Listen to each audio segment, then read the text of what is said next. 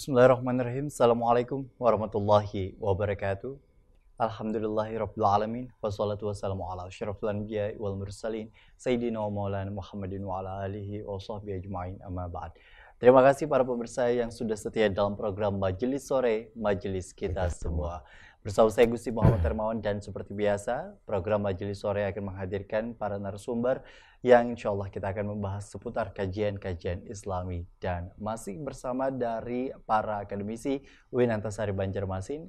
Kali ini kita sudah kembali berhadapan dengan Bapak Dr. Nur Yadin SAG SHMAG yang hari ini akan membahas pendidikan yang dianggap tabu dalam fikih terhadap anak. Assalamualaikum. Waalaikumsalam warahmatullahi wabarakatuh. Sehat Pak ya? Sehat, alhamdulillah. Alhamdulillah. Ketika kita berbicara mengenai kondisi di mana pendidikan fikih kemudian juga kepada anak, hal yang ingin disampaikan sebagai pembuka dalam tema kali ini, kami persilakan Dul. Terima kasih. Alhamdulillahirabbil alamin, wassalatu wassalamu ala asrofil anbiya'il mursalin wa ala alihi wa ashabihi ajma'in, amma ba'du. Rabbi shrah li sadri wa yassir li amri wahlul 'uqdatam min lisani yafqahu qawli. Alhamdulillah, terima kasih kepada Gusti Hermawan yang bersedia untuk berikan waktu kepada kami. Alhamdulillah, kita panjatkan puji syukur kehadirat Allah Subhanahu wa taala. Salawat dan salam kepada junjungan kita Nabi besar Muhammad sallallahu alaihi wasallam. Semoga kita dapat mengikuti jejak langkah beliau ila yaumil qiyamah. Para pemirsa Duta TV yang saya hormati, dalam segmen kita melihat bahwa saat ini adalah tantangan ke depan kita berusaha mendidik anak-anak kita menjadi anak yang soleh dan solehah. Ya ayyuhalladzina amanu qu anfusakum wa ahlikum nar. Kita berusaha bagaimana kita menjaga amanah yang diberikan Allah kepada kita dalam kehidupan ini. Selain daripada kita menginginkan anak kita itu menyembah kepada Allah, mentauhidkan kepada Allah, juga kita ingin menjaga syariat yang telah digariskan bagaimana Rasulullah SAW memberikan pelajaran kita dengan melalui para guru-guru kita, melalui para bagaimana beliau memberikan nasihat ulwan, bagaimana Atiyah al-Barasi bagaimana memberikan nasihat mengenai kaidah-kaidah fikih. Fikih itu ada kaitannya dengan ibadah, ada kaitan dengan muamalah kita, dan ada kaitannya dengan apa yang kita kerjakan dalam kehidupan sehari-hari. Nah, keterkaitan dalam hal ini adalah berkaitan dengan ibadah. Kadangkala kita melihat dengan kemajuan teknologi sekarang ini, kita merasa anak kita itu terabaikan dengan hal-hal yang dianggap tabu oleh guru-gurunya di sekolah. Bagaimana demikian? Karena anak itu kecenderungan dengan kemajuan teknologi digital, anak justru tahu ketika dia buka YouTube, ketika dia buka Facebook. Ini menjadi persoalan bagi kita ketika kita menjelaskan hal yang tabu dianggap anak, hal yang tabu dianggap kita, dianggap guru di sekolah dianggap tabu. Kenapa? Contoh, ketika membatalkan sholat, maka diantaranya adalah dia keluar darah haid. Kemudian ketika membatalkan puasa adalah orang itu bersetubuh, atau ketika dia di antara yang saya katakan tadi, orang itu menganggap bahwa hal yang dianggap tabu oleh guru ada keluarnya air mani. Nah, ini persoalan kan, hal-hal yang menurut kita tabu, bagaimana memperkenalkan dan menjelaskan pemahaman kita. Pengetahuan sih ada pada orang tua, guru mungkin sudah ada. Cuma persoalan yang dianggap tabu itu adalah merasa supan, merasa malu kita memberitahukan kepada anak. Justru ini yang perlu kita jelaskan sekarang ini. Jangan sampai anak tahu di media, anak tahu dengan teman sejawatnya, atau persoalan yang dalam pembelajaran di sekolah adalah yang menjelaskan darah haid adalah guru laki-laki, kan persoalan. Nah, ini yang maksud saya bahwa dalam menjelaskan hal-hal tersebut kita sangat digariskan sudah dalam ayat Al-Quran tadi atas ayat 6 bahwa orang tua mempunyai peran yang sangat penting dalam menjaga innallaha yuhibbut tawwabin wa yuhibbul mutatahhirin. Jangan sampai orang tua tidak tahu. Jangan sampai namanya kaidah ketika seorang manusia sudah dikatakan balik, balik dikatakan dewasa. Oke. Iya. Antara balik dengan dewasa beda loh sebenarnya. Orang yang dewasa belum tentu dikatakan orang yang balik boleh jadi dia dewasa kan gitu. Tapi persoalannya, apakah orang dewasa ini semuanya mukallaf? Mukallaf itu orang yang sudah membedakan mana dia dikatakan mampu dibebani oleh hukum, mana yang tidak. Karena jujur, semisal mohon maaf, anak itu mempunyai kekurangan misalkan, berarti dia dewasa. Tapi dia tidak mengerti apakah dia balik. Karena dia mempunyai kebutuhan khusus atau berkebutuhan khusus, disabilitas mungkin. Ini menjadi persoalan dalam kehidupan kita. Para pemirsa Duta TV yang saya hormati, kita berusaha bagaimana syarat dan rukun yang telah digariskan para ulama fikih mengenai bagaimana cara membersihkan atau istinja dalam haid. Nah, itu yang lebih tahu adalah perempuan. Jadi perempuan mempunyai kewajiban yang sangat penting. Apakah dia seorang ibu, apakah dia seorang ustadzahnya di kelas? Karena begini, kalau kita mengatakan kelas itu adalah heterogen, yes, oke. Jika itu heterogen, sama misal sekarang ini pertumbuhan antara jasmani dengan pertumbuhan secara psikologi berbeda. Jasmani dia karena pengaruh makanan yang sangat luar biasa. Dulu boleh jadi kan kita Mas Gusti ya hanya kenal dengan lempeng hangit gitu kan. Sekarang pizza dan sebagainya kan gitu kan. Jadi pertumbuhan fisiknya cepat. Tapi dia tidak merasa ternyata dengan umur 9 tahun dia sudah menstruasi. Atau dengan umur yang 9 tahun laki-laki ini sudah bermimpi basah. Jarang sekali orang tua mengatakan, "Nah, apakah Anda sudah bermimpi basah atau tidak?" Orang hanya melihat pertumbuhan psikologi ketika dia melihat bahwa suaranya menurut secara fisik, jasmaninya dia sudah bersuara garau, munculnya jakun, munculnya bulu-bulu pada kumisnya mungkin atau pada badannya mungkin, tetapi tidak melihat bagaimana cara kita untuk menjaga istinja anak ini sehingga dia mampu bersuci secara baik dan betul. Baik menurut kaidah agama dan baik menurut kaidah agama dan betul juga menurut kaidah agama. Itu yang masih menjadi ini PR. Yang menjadi PR sehingga kenapa tadi kita hanya melihat bahwa hal-hal yang dianggap tabu tadi, hal dianggap tabu karena kita ini supan diberitahukan. Oke. Gitu kan oleh guru atau orang tua di rumah. Jadi dalam kondisi di mana penyampaian yang hari ini masih terjadi batasan-batasan itu dengan berbagai alasan, terutama dalam hal penyampaian yang karena sungkan, apalagi dengan perbedaan gender yang mungkin seharusnya akan lebih expert ketika dibandingkan dengan yang istilahnya sesuai dengan gendernya masing-masing, begitu Pak ya. Guru perempuan menyampaikan kepada pendekatan untuk siswa ataupun juga untuk para anak murid yang perempuan, begitupun juga dengan laki-laki ketika di sekolahan dan begitupun juga di rumah, begitu Pak ya. Ya benar. Sang ibu dan juga sang ayah. Nah, nanti kita akan membahasnya ini lebih lanjut sejauh mana sebenarnya pendekatan yang harus dilakukan oleh orang tua, terutama bagi mereka yang memiliki anak yang sudah rentan untuk istilahnya memasuki usia-usia yang secara fisiologis untuk kemudian dapat kemampuan untuk melakukan atau dapat balik sampai pada tahapan balik itu tadi. Kita nanti akan bahas usai jeda. Tetaplah bersama kami dalam program Majelis Sore, Majelis kita semua.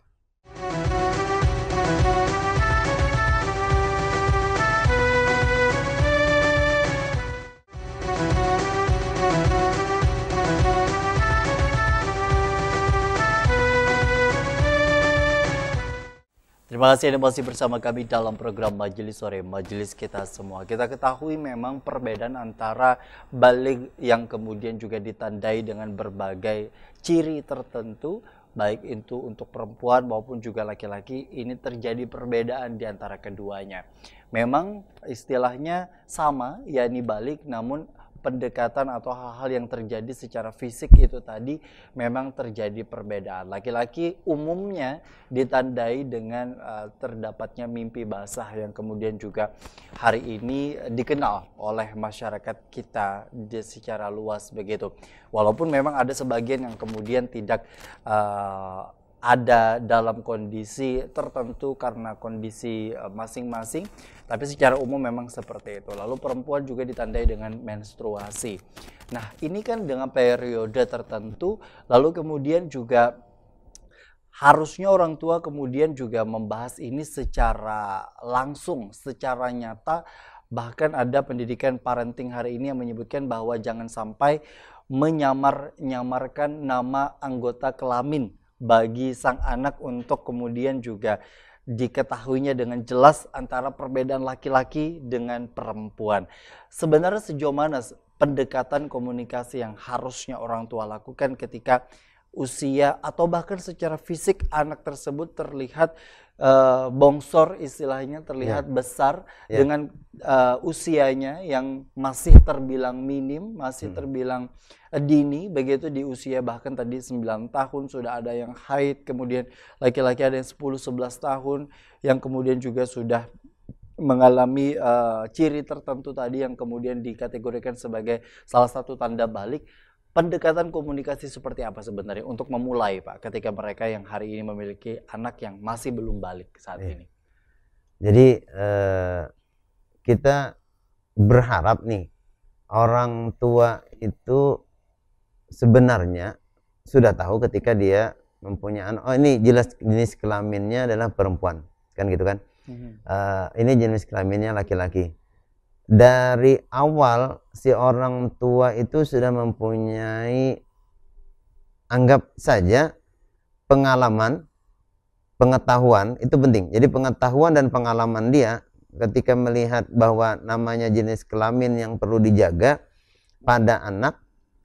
Ketika kita melihat anak itu sudah umur misalnya di atas 8 tahun dan melihat pertumbuhan fisiknya cepat, itu kita berusaha apalagi pada perempuan, karena tadi saya katakan anak sekarang itu kalau tidak ada filter dari orang tuanya, apapun bisa dilihat dari media sosial yang dia pegang. Kan anak ini persoalan kita di sekarang ini adalah orang tua itu yang mempunyai pekerjaan, anggap saja 8 jam dia bekerja di kantor, sementara atau di pasar atau dimanapun sesuai dengan profesinya, anak berdiam atau anak yang supaya patuh dijulungilah HP, dijulungilah gadget, kan gitu ya. Lalu dia melihat apa yang terjadi di dalam dan di gadget itu sebagai media media digital yang dia lihat, apapun bisa dilihat, kan gitu kan. Lalu cepat pertumbuhannya itu apa yang dia lihat gitu. Sementara orang tua tidak bisa memfilter, melihat apa yang dilihatnya itu menyebabkan percepatan hormon yang kita punya gitu kan. Apalagi pengaruh nutrisi yang dia makan. Semakin baik pengaruh nutrisinya, orang tua kan, oh bagusnya anakku kada penggaringan gitu kan. Ternyata bagus kan dia, bagus, hormonnya bagus. Cuma kita tidak sadar ketika dia sudah menstruasi, orang tuanya tidak mempunyai latar belakang pendidikan agama yang mumpuni, bahwa dia sudah dibebani ketika dia sudah haid, dia dibebani pahala dan dosa. Dia tidak merasa kalau dia tidak namanya balik, namanya dewasa, kemudian mukallaf, dia dibebani yang namanya pahala dan dosa. Jika Anda tidak mengerjakan sholat, maka Anda berdosa. Dia tidak mengerti hal itu. Apapun yang namanya anak, bahwa walau dia sebenarnya sudah haid, yang penting dia sholat. Apakah pekerjaan sholatnya baik sudah dikerjakan? Apakah istinjanya benar sudah dikerjakan menurut kaidah-kaidah fikih? Dia tidak mengerti. Karena apa? Orang tuanya tidak tahu juga. Bagaimana dia menanamkan istinja yang baik pada anak. Ini gini, persoalan kita kadang-kadang WC kita itu tidak Bergabung. Iya, pertama bergabung gitu kan antara kamar mandi dengan WC gitu kan. Atau di situ juga wudhunya gitu ya, persoalan. Atau bagaimana kita orang tua tidak bisa mengajarkan anaknya mandi wajib, sebab orang tuanya seperti malu-malu gitu kan. Padahal itu wajib untuk diajarkan kepada anaknya. Bagaimana cara yang benar? Ini airnya mustamal, ini airnya musammas, atau ini airnya mutanajis, gitu ya. Nah ini air yang mutlak. Ini harus mengerti si orang tua, walau sebenarnya orang tua tidak harus memandi anaknya, cuma mengerti bagaimana cara dia berniat mandi, apa yang harus dibersihkan dia mandi. Kemudian setelah tahu bahwa ini adalah gerakan, ini adalah pengamalan secara fikih. Nah, persoalannya adalah ketika dia mengatakan persoalan secara fikih, maka sudah dibebani pahala dan dosa. Ketika Anda mengerjakan ini Anda akan mendapatkan pahala. Ketika Anda meninggalkan ini maka Anda akan berdosa karena tidak mengerjakan kewajiban yang lain. Mana mungkin dia bisa misalnya wudhunya betul, sementara orang tuanya tidak memperkenalkan wudhu yang betul. Mana dia tidak tahu bahwa ternyata dia wajib untuk mandi junub, sementara dia tidak mengerti mandi junub dan langsung wudhu. Persoalan kan gitu. Dalam hal ini ketika kita dapatkan di sekolah-sekolah, jadi saya sangat menyarankan ketika anak itu sudah mempunyai tingkat kedewasaan, muncul tingkat hormon kedewasaannya, baik pada anak laki-laki dan perempuan, di sekolah para guru juga harus melihat hal ini. Jangan sampai kita memberikan ini, menjelaskan rinci mengenai haid, tapi yang menjelaskan laki-laki. Persoalan yang mendengar adalah karena di sekolah itu rata-rata kita ngumpul, ini laki-laki, ini perempuan, gitu kan? Karena campur. Beda dengan sekolah atau madrasah yang tidak campur, itu lebih enak. Tapi yang campur heterogen ini persoalan. Yang heterogen juga persoalan ketika dia, contoh, si anak ini umur 9 tahun, ada yang sudah haid, ada yang belum haid. Ketika kita menjelaskan haid dengan rinci, ada yang belum pelaku haid, persoalan juga. Jadi harus, saran saya adalah ketika kita menjelaskan masalah haid, para guru di sekolah itu dia harus membentuk komunitas, pendampingan namanya. Pendampingan istilah saya sih. Pendampingan ketika kita menjelaskan mengenai menjelaskan persoalan fikih wanita. Oke. Gitu. Jadi ada pendampingan untuk kemudian juga menjelaskan bahwa perbedaan antara seperti apa yang kemudian juga dilakukan ketika ciri tersebut tiba di dalam diri manusia itu tadi, baik berusia 9 tahun atau bahkan mungkin ya agak lebih besar 15 sampai 16 tahun yang kemudian juga masih dalam rentang wajar di usia-usia seperti itu untuk kemudian juga hadir sebagai salah satu ciri balik dalam perspektif Islam.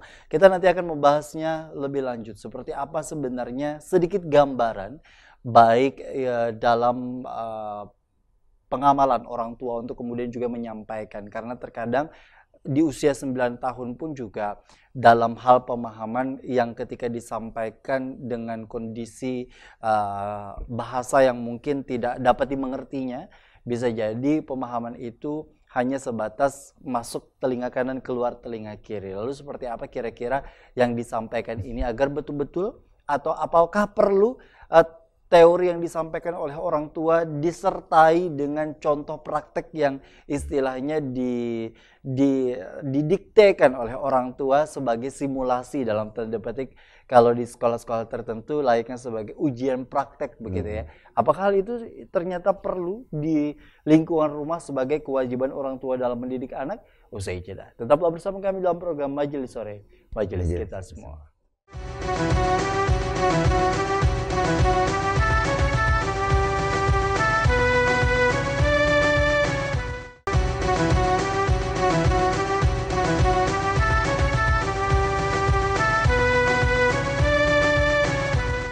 Terima kasih Anda masih bersama kami dalam program Majelis Sore, Majelis Kita Semua.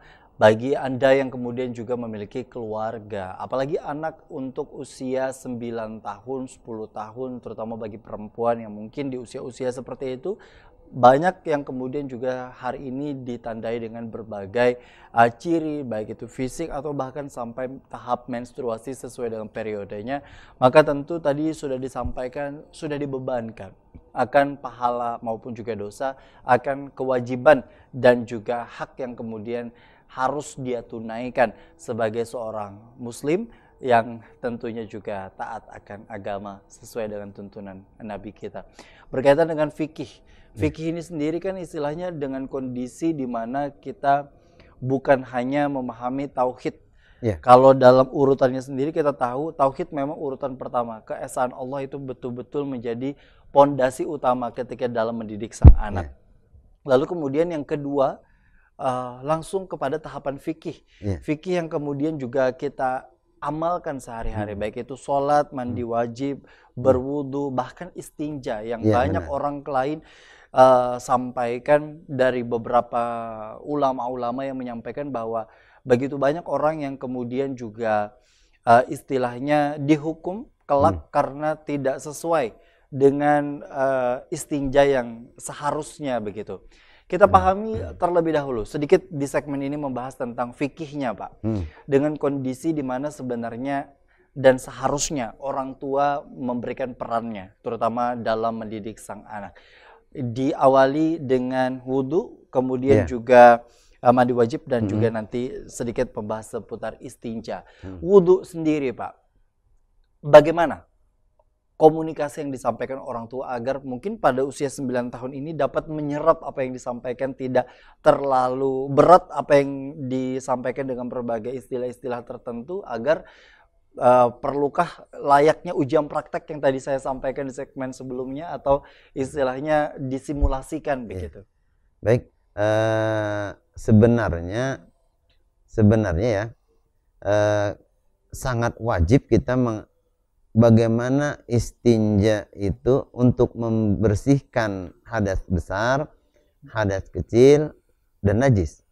Jadi dulu orang-orang tua kita memperkenalkan hal tersebut di rumah.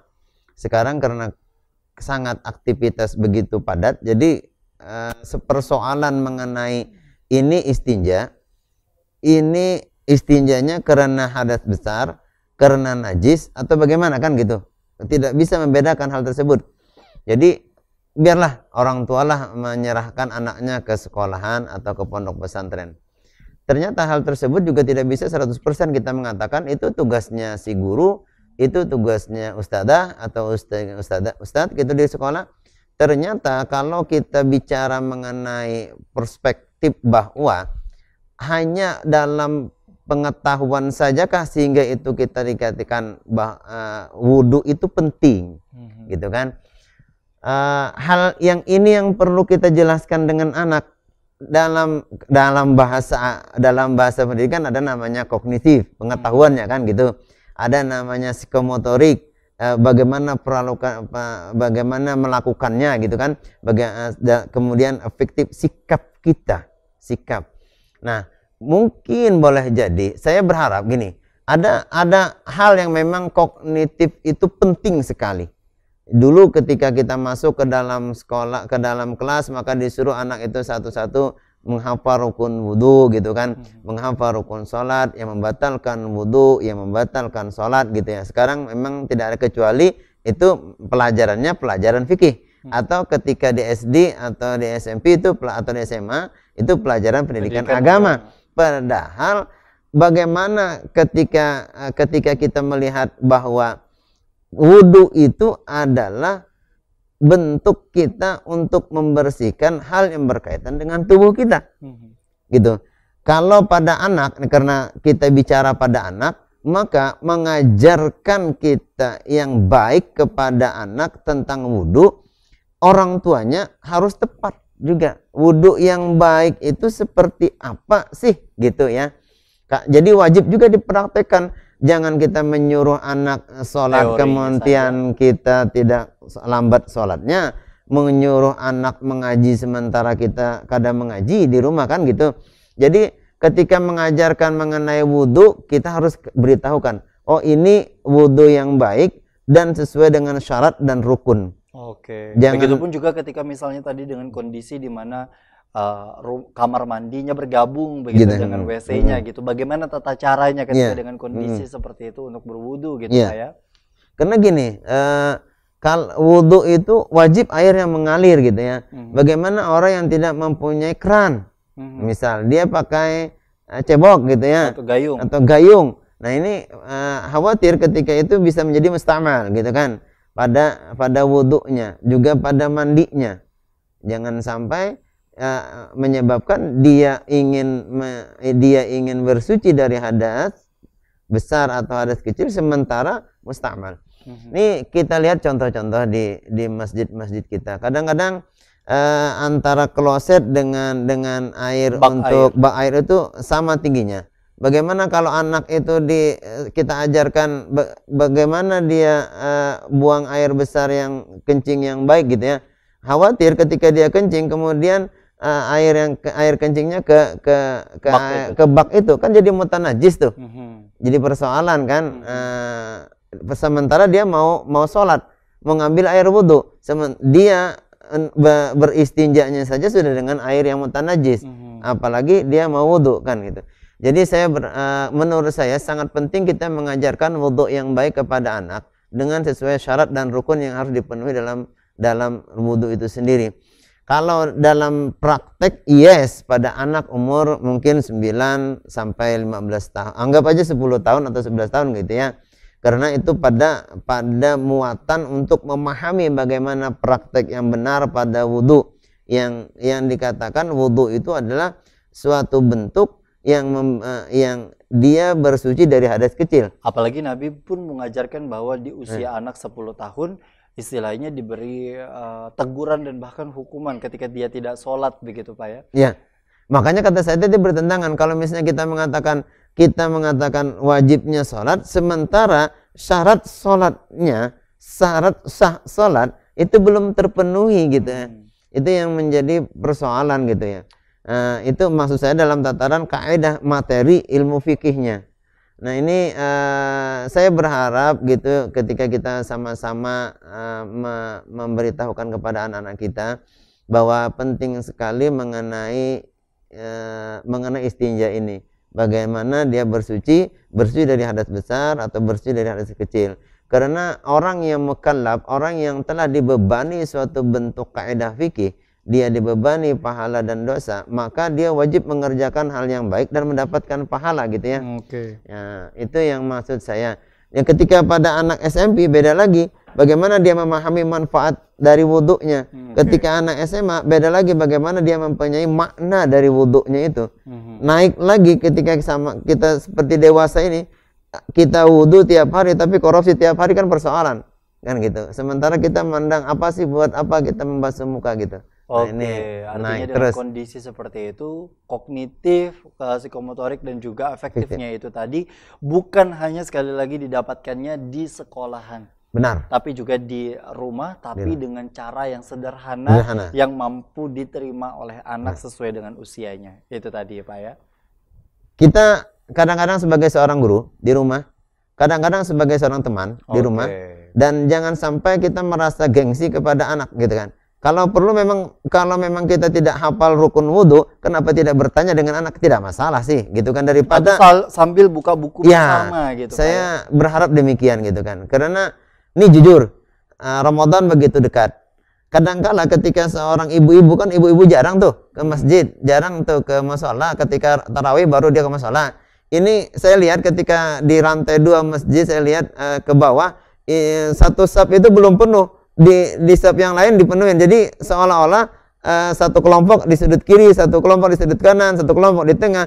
Yang sementara namanya berjamaah itu akan meratakan saf gitu ya. Ini persoalan. Artinya dengan pemahaman seperti itu betul-betul sesama antara ibu, anak ataupun juga kakek neneknya ini berperan terutama dalam menyampaikan informasi. Nanti kita bahas di segmen berikutnya lagi lebih lanjut Pak ya. Tetaplah bersama kami dalam program Majelis Sore Majelis kita semua.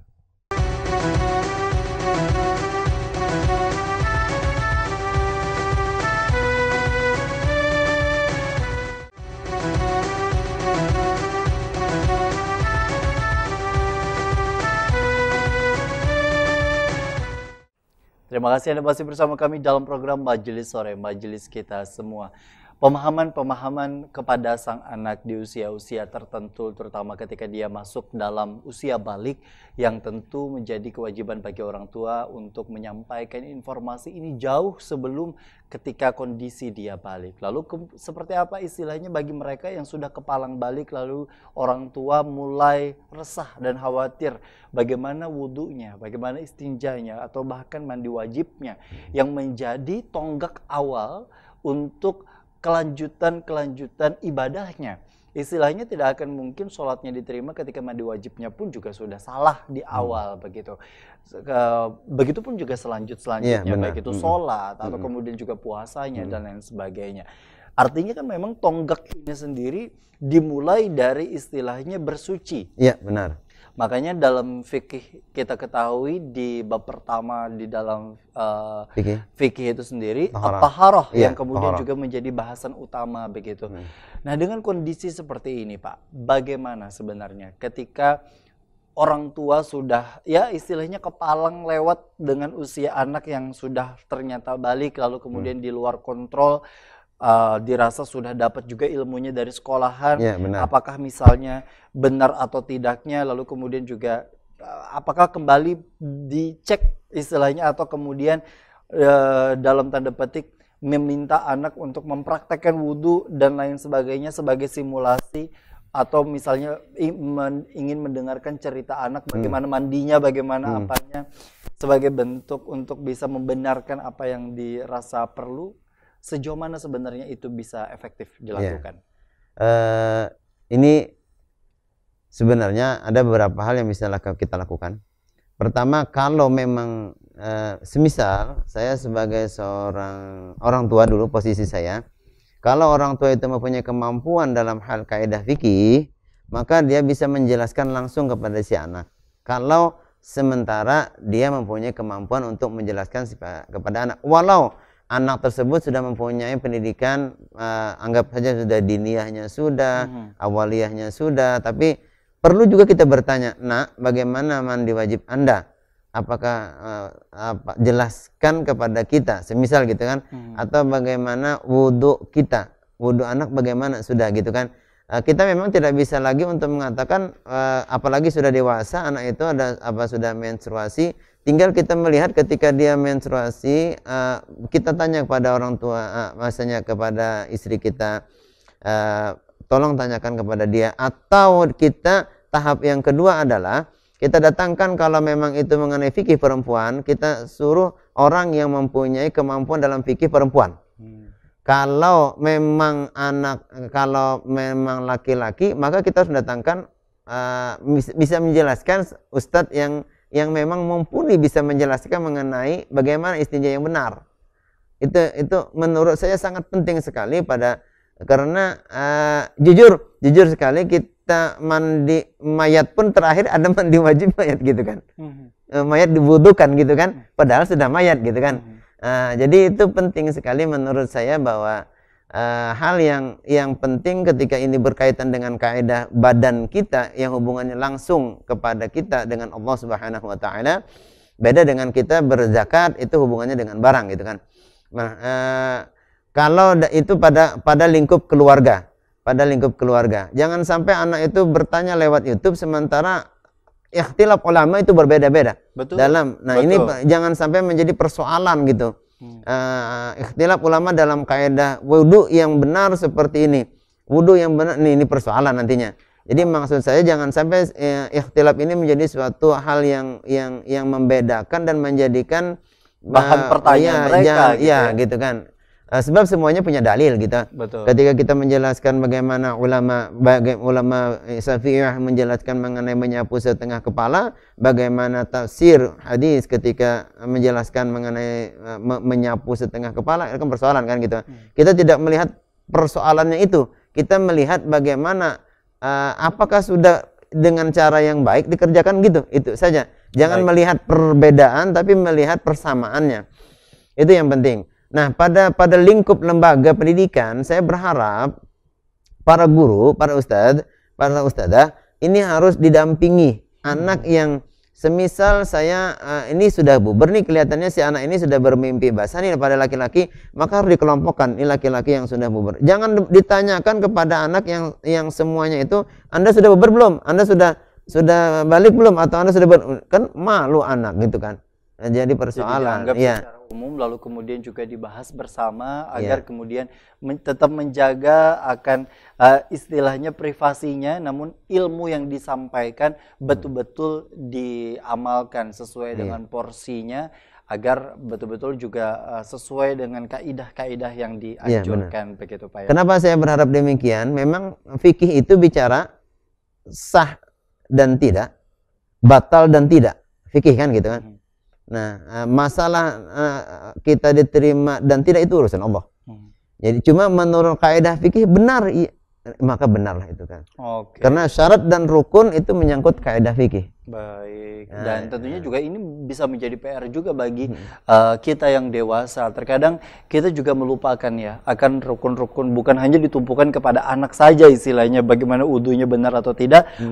Kita mungkin juga bisa bertanya kepada diri kita sendiri, apakah betul-betul memang wudhu kita sudah terserap dengan baik, atau kemudian juga bagaimana dengan istinja atau bahkan mandi wajib kita yang bisa jadi terus belajar ya Pak ya, karena terkadang sudah merasa benar itu sendiri sehingga lalai dengan hal-hal yang mungkin sifatnya ilmu yang belum kita ketahui, lalu kemudian juga minim untuk kita banyak pelajari.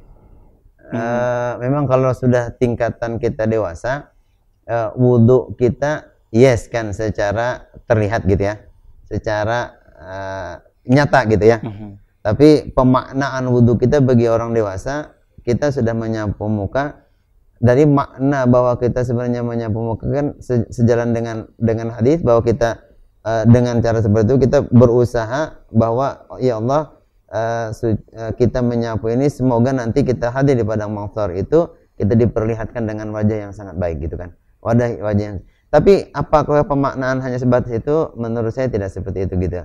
Artinya lebih luas lagi lah gitu. Ketika kita memanfaatkan apa sih yang ada di depan mata, ada telinga, ada hidung gitu ya.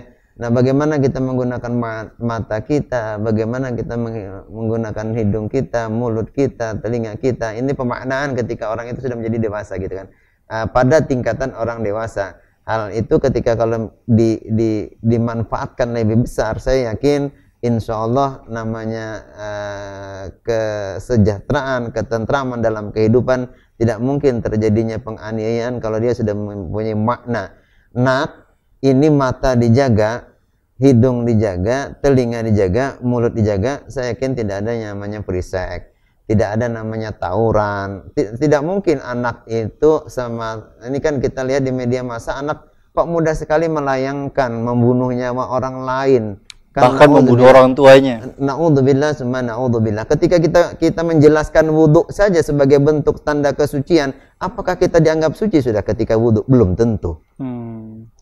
Secara fikih, kita dikatakan orang yang suci dari hadas besar dan hadas kecil ketika kita wudhu atau ketika kita mandi wajib. Apakah kita suci? Belum tentu. Nah itu jadi ketika dengan kondisi seperti itu, pemaknaan antara anak kecil kemudian juga anak-anak yang beranjak untuk balik, bahkan sudah balik, lalu kemudian remaja hingga dewasa, proses pemaknaan itu sendiri tidak akan ada habisnya untuk kita betul-betul belajar, begitu Pak ya.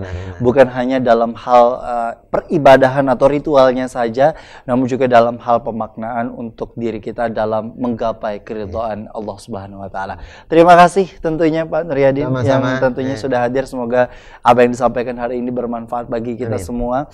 Terima kasih juga bagi para pemirsa yang insya Allah menyaksikan tayangan ini, diberikan oleh Allah kesehatan dan keberkahan, dan kita disampaikan dalam bulan Ramadan yang kelak akan kita hadapi sesaat lagi. Dan akhirnya saya Gusti Muhammad Hermawan mewakili seluruh kerabat kerja yang bertugas mengucapkan terima kasih atas perhatian dan kebersamaan Anda. Wabillahi taufiq wal hidayah. Wassalamualaikum warahmatullahi wabarakatuh. Waalaikumsalam warahmatullahi wabarakatuh.